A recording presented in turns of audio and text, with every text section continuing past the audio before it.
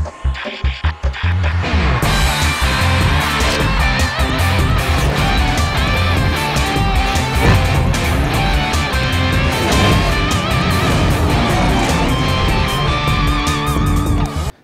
বিশ্বকাপে ধারাবাহিক পারফর্ম করে নিজের যোগ্যতা প্রমাণের চ্যালেঞ্জ নিতে চান টাইগার ওপেনার তানজিদ তামিম। আসন্ন বিপিএলেও একই লক্ষ্য তার। ভারতের কন্ডিশনের সঙ্গে মিল থাকায় বিশ্বকাপের গ্রুপ পর্ব পেরোতে পারবে বাংলাদেশ, বিশ্বাস তানজিদের। টি-20তে এক বছরে সর্বোচ্চ 41 ছক্কার রেকর্ড। তানজিদ এখন আছেন সেরা ফর্মে। বিশ্বকাপ পর্যন্ত একই ছন্দে থাকার কঠিন চ্যালেঞ্জ তার সামনে। বৈশ্বিক আসরের সামর্থ্য অনুযায়ী পারফর্ম না করতে পারার হতাশা দূর করতে চান টি-20 বিশ্বকাপে। আমি সফল না, আমি আমার ক্যালিবার অনুযায়ী খেলতে পারি নাই আইসিসি ইভেন্টে। তারপরে এশিয়া কাপে আমি ক্যালিবার অনুযায়ী খেলতে পারি নাই। তো এটা আমার কাছে সত্যি অনেক খারাপ লাগে। যেরকম সিরিজগুলোতে আমি লাস্ট কয়েকটা সিরিজ যেরকম কনসিস্টেন্ট পারফর্ম করছি, তো আমার চেষ্টা থাকবে যাতে এই কনসিস্টেন্টটা যাতে আইসিসি ইভেন্টে ধরে রাখতে পারি। মিরপুরে ব্যাটারদের নিয়ে বিশেষ ক্যাম্প পূর্ব নির্ধারিত। পাওয়ার প্লেতে ভালো শুরু এনে দেওয়ার লক্ষ্যে তানজিদ ইমনরা জোর বাড়িয়েছেন দুর্বলতা খুঁজে স্কিল টেকনিকের উন্নতিতে। ভারতের কন্ডিশনে মানিয়ে নেওয়া সহজ, দল ইতিবাচক থাকলে বিশ্বকাপে ভালো করার সুযোগ দেখছেন তামিম। সিমিলার আছে কলকাতা উইকেট, কারণ লাস্ট আমরা কয়েকটা সিরিজ খেলেছি, যেরকম চিটাগাং খেলেছি। সবাই অনেক ভালো টাচে আছে এবং অনেক ভালো একটা পজিটিভ মাইন্ডসেটে আছে সবাই, যেহেতু আমরা লাস্ট সিরিজটা খুব ভালোভাবে শেষ করতে পারছি। তো আশা করি যে ওয়ার্ল্ড কাপে যখন আমরা যাব এখান থেকে আমরা নতুনভাবে শুরু করতে পারবো। রাজশাহী ওয়ারিয়র্সের হয়ে বিপিএল মাতাবেন তানজিদ। দলে মুশফিক থাকায় বাড়তি সুবিধা দেখছেন। কঠিন পরিস্থিতি থেকে ম্যাচ বের করে আনার কৌশল শিখতে চান অভিজ্ঞ মুশির কাছে। নিজ বিভাগের হয়ে খেলাটা একটা প্রাউডের। তো আমি নাবিল গ্রুপে থ্যাঙ্কস দিব, তারা ডিরেক্ট সাইনিকে আমাকে সাইন করেছে। কোন সিচুয়েশনে কীরকম ক্রিকেটিং শট খেলতে হবে এবং ক্রিকেটটা আরও কীভাবে আমরা উপরের দিকে নিয়ে যেতে পারি, এই জিনিসগুলো আসলে তার থেকে শেখার চেষ্টা করব। বিশ্বমঞ্চে ব্যাটিং ব্যর্থতা বারবার ভুগিয়েছে। টি-20 বিশ্বকাপের আগে বিপিএল প্রস্তুতির বড় মঞ্চ হতে চলেছে টাইগারদের। কপিল পাল, ইন্ডিপেন্ডেন্ট নিউজ। অনূর্ধ্ব-19 এশিয়া কাপের জন্য 15 সদস্যের দল ঘোষণা করেছে বিসিবি। চোটের কারণে দলে নেই পেসার আল ফাহাদ। সবশেষ পাকিস্তান সিরিজে খেলা দেবাশিস সরকার বাদ পড়েছেন, তার পরিবর্তে জায়গা পেয়েছেন off spinner Sheikh Parvez Jibon. Standby হিসেবে আছেন 5 জন। আরব আমিরাতে যুব এশিয়া কাপ শুরু 12 ডিসেম্বর। ডিফেন্ডিং চ্যাম্পিয়ন বাংলাদেশের গ্রুপে শ্রীলঙ্কা, আফগানিস্তান ও নেপাল। 13 ডিসেম্বর আফগানদের বিপক্ষে ম্যাচ দিয়ে মিশন শুরু করবে আজিজুলের দল। এরপর 15 ডিসেম্বর নেপাল আর 17 তারিখ শ্রীলঙ্কার মুখোমুখি হবে জুনিয়র টাইগাররা। প্রথমবার বিপিএলে ধারাভাষ্য দিতে আসছেন পাকিস্তানের সাবেক তারকা ওয়াকার ইউনুস। এবারও থাকছেন রমিজ রাজা। ওয়াকার ইউনুস এর আগে কোচ হিসেবে বিপিএলের দলে কাজ করেছেন, এবার ভিন্ন ভূমিকায় আসছেন তিনি। বিপিএলে ধারাভাষ্যের মান নিয়ে সমালোচনা হয়, এবার বেশ কিছু বড় নাম যুক্ত করেছে বিসিবি। এরই মধ্যে ওয়াকার, রমিজ, গফদের সঙ্গে চুক্তি হয়ে গেছে। এদিকে বিপিএলের টেকনিক্যাল কমিটিতে সাবেক এলিট আম্পায়ার সাইমন টাফেলকে যুক্ত করছে গভর্নিং কাউন্সিল। সাথে থাকছেন হাবিবুল বাশার, রকিবুল হাসান।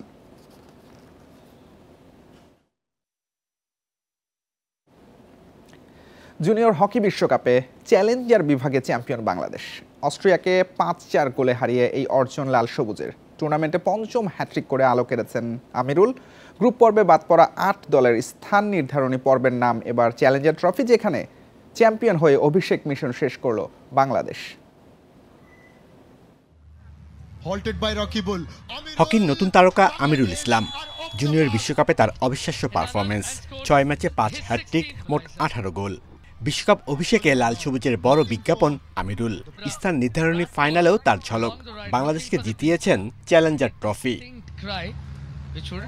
অস্ট্রিয়ার বিপক্ষে প্রথম 2 কোয়ার্টারের দাপট দেখিয়ে 2-0 গোলে এগিয়ে যায় বাংলাদেশ। পরের কোয়ার্টারেও 2 দলই একটি করে গোল পায়। অস্ট্রিয়ার লড়াই জমিয়ে দেয় শেষ কোয়ার্টারে। তবে রোমাঞ্চকর ম্যাচে শেষ হাসি লাল সবুজের। 5-4 ব্যবধানের জয়ে উৎসব আমিরুলদের। আইকম্যানের অধীনে বিশ্বকাপে প্রথমবার অংশ নিয়েই বাংলাদেশের প্রশংসনীয় পারফরমেন্স। গ্রুপ পর্বে পরাজিত অস্ট্রেলিয়া, ফ্রান্সের বিপক্ষে জমাট লড়াই আর দক্ষিণ কোরিয়ার সঙ্গে ড্র করে তৃতীয় হয় বাংলাদেশ। আমিরুল ছিলেন দুর্দান্ত। আমি চেষ্টা করছি জাস্ট গোল, টিমের জন্য গোল করার জন্য। আর আমি এত কিছু চিন্তা করিনি যে হ্যাট্রিক হবে বা রেকর্ড, এগুলো আমি বিষয়ে আমি বেশি ফোকাস করি না। অবশ্যই এটা আমার প্রবলি ফিল হচ্ছিল যে গোল করতে পারছি দেশের জন্য, যেহেতু আমার গোলের জন্য বাংলাদেশ উইন করতেছে, এটা আমার জন্য সবচেয়ে বেশি পাওয়া। স্থান নির্ধারণী পর্বে ওমানকে বিধ্বস্ত করে শুরু, এরপর দক্ষিণ কোরিয়াকে হারানো বড় অর্জন, আর শেষ হলো অস্ট্রিয়াকে হারিয়ে চ্যালেঞ্জার ট্রফি জিতে। এই ম্যাচেও আমিরুলের হ্যাটট্রিক বাংলাদেশ হকির ইতিহাসে বড় সাফল্যই বলা যায়। Shamim Ahmed, independent news.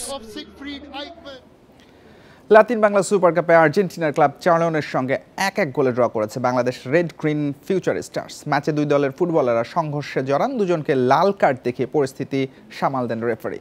শেষ দিকে দুই দলই সুযোগ পেয়ে গোল করতে ব্যর্থ। ফুটবলারদের পারিশ্রমিক ইস্যুতে বিতর্ক, টুর্নামেন্টে দাগ লাগিয়েছে এরই মধ্যে। লাতিন বাংলা সুপার কাপ সৌহার্দ্যের টুর্নামেন্ট, অথচ মাঠে চরম উত্তেজনা, হাতাহাতি। আর্জেন্টিনার ক্লাব চার্লোনের বিপক্ষে বাংলাদেশের ফিউচার স্টার্সের ম্যাচে 72 মিনিটে এক ফাউলকে কেন্দ্র করে সংঘর্ষ দুই দলের মধ্যে। বিশৃঙ্খলা যেন মাত্রা ছাড়িয়ে যায়। রেফারি দুই ফুটবলারকে লাল কার্ড দেখিয়ে মাঠ থেকে বের করে দেন। দুই দলই 10 জন নিয়ে বাকি সময় পার করে।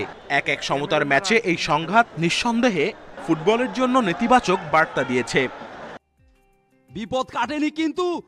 জাতীয় স্টেডিয়ামে বাংলাদেশ আর্জেন্টিনার দলের লড়াই নিয়েছিল বাড়তি উন্মাদনা, তবে গ্যালারি ছিল ফাঁকা। ম্যাচের 14 মিনিটেই এগিয়ে যায় স্বাগতিকরা। একক প্রচেষ্টায় মাঝমাঠ থেকে চার্লোনের ডি বক্সে বলের যোগান দেন ক্যাসপার। ফাঁকায় বল পেয়ে লক্ষ্যভেদ মোহাম্মদ মানিকের। আধা ঘন্টা পার হতেই আবারও জাল খুঁজে নেন মানিক, তবে অফসাইডে সেই গোল বাতিল হয়। এগিয়ে থেকে বিরতিতে যায় রেড গ্রিন ফিউচার স্টার্স। পিছিয়ে থাকা আর্জেন্টাইন ক্লাবটি বিরতির পরেই সমতায় ফেরে। গোল করেন অ্যালান সার্মিয়েন্টো।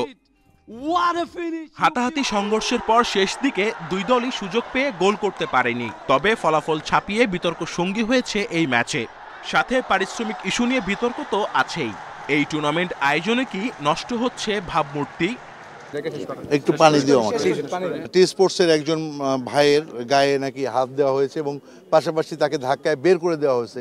সেটার ভিডিও ফুটেজও আছে। যদি এই ধরনের কোনো কিছু হয়, অফকোর্স আমরা তার জন্য যে আইনি যে সমস্ত ব্যবস্থা আছে আমরা সম্পূর্ণ বাংলাদেশ টিমের স্পেশালি এই ধরনের প্রোস মানি, যেটাকে পেমেন্টস বলে থাকি, এই ধরনের কোনো ডিএল আমার সাথে হয়নি।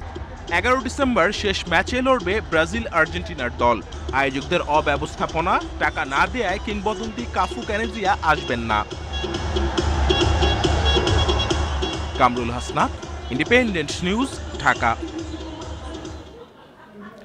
ক্রীড়াঙ্গনে নারী জাগরণ সৃষ্টিতে ভূমিকার জন্য বেগম রোকেয়া পদক পাচ্ছেন ফুটবল তারকা ঋতুপর্ণা চাকমা। ফুটবলে প্রথম কেউ এই মর্যাদার পদক পাচ্ছেন।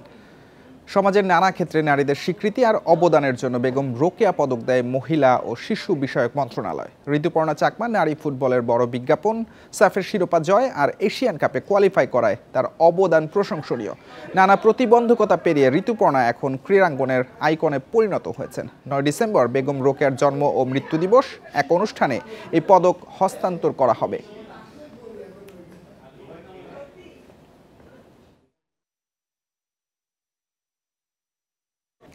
এই ছিল আজকের যত খেলায়। ইন্ডিপেন্ডেন্ট টেলিভিশনের সব খবর বিস্তারিত জানতে চোখ রাখুন ফেসবুক, ইউটিউব এবং এক্সে। আমন্ত্রণ পরের আয়োজন।